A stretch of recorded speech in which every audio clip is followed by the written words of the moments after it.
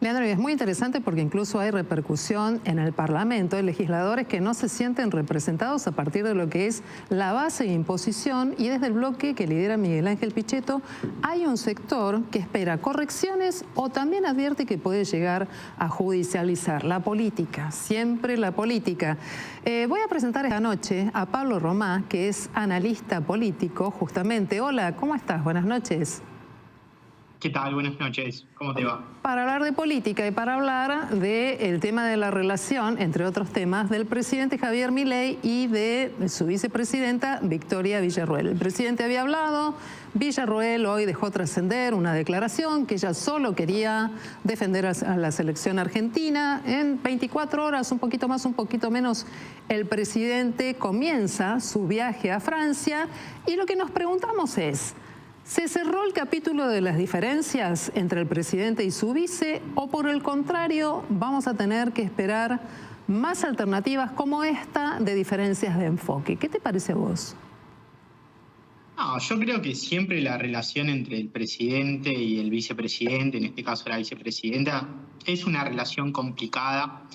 Yo creo que el vicepresidente tiene que tener una responsabilidad política dentro del gobierno, quizás diferenciada a la que tiene el presidente, pero tiene que tener un rol político, porque si no, me parece que cuando eso no sucede, aparecen estas cuestiones, ¿no? En segundo lugar, me parece que entre Villarruel y Milei hay un acuerdo político, no forman parte del mismo espacio, no vienen del mismo lugar, y al gobierno le cuesta mantener los acuerdos políticos, sobre todo digo a los hermanos Milei, a Karina y al presidente, porque todo lo que se corre un poquito de lo que ellos consideran implica, ¿no? una dosis de desconfianza política, y eso hace esto, ¿no? La autoridad, el disciplinamiento, porque son ellos quienes están a cargo de llevar adelante Claro. el gobierno y los lineamientos. Y después Ahora, me parece que sí. ya hemos visto que muchos presidentes con los vicepresidentes se han llevado muy mal, ¿no? No, parece una tradición. Ahora, Villarruel de todas maneras es una pieza clave porque al ser la máxima autoridad del Senado, un Senado donde la Libertad Avanza no tiene más de 7 senadores, de alguna manera es un dique de contención para buena parte de la oposición. Estoy pensando en los 33 de Unión por la Patria, se viene el debate de los integrantes de la Corte Suprema de Justicia. No es un jugador más en el tablero de la política del oficialismo, la vicepresidenta, ¿verdad? No, para nada. Tiene una importancia fundamental por la propia debilidad que tiene el gobierno, sobre todo en la Cámara de Senadores, también en la Cámara de Diputados. Eso hace que dependa también del PRO, fundamentalmente.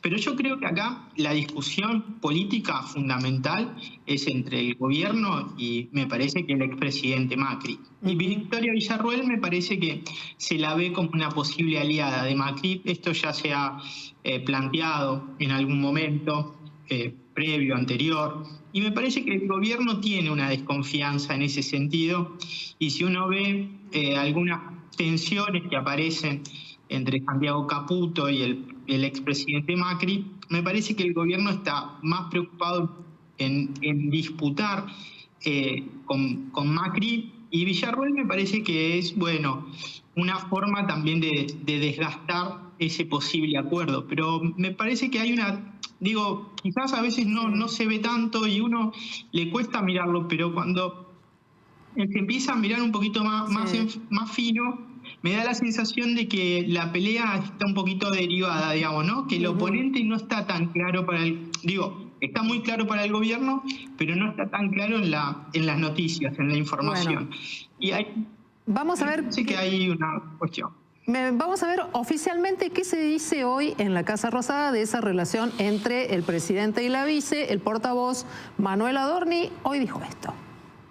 Hay opiniones que son personales, en este caso que estaban entremezcladas con las pasiones futbolísticas o futboleras, y cuestiones que son estrictamente declaraciones de gobierno. Así que no hubo nada malo ni generó ninguna rispidez de ninguna índole, digamos, simplemente fue un comentario que no representaba la opinión del gobierno, y eso no significa que no sé cómo se nos definió, si somos cerrados para gobernar. Me parece que nada tiene que ver, que no tiene que ver una cosa con la otra, simplemente, y ya te digo, hizo más ruido que lo que fue realmente, fue simplemente una pavada.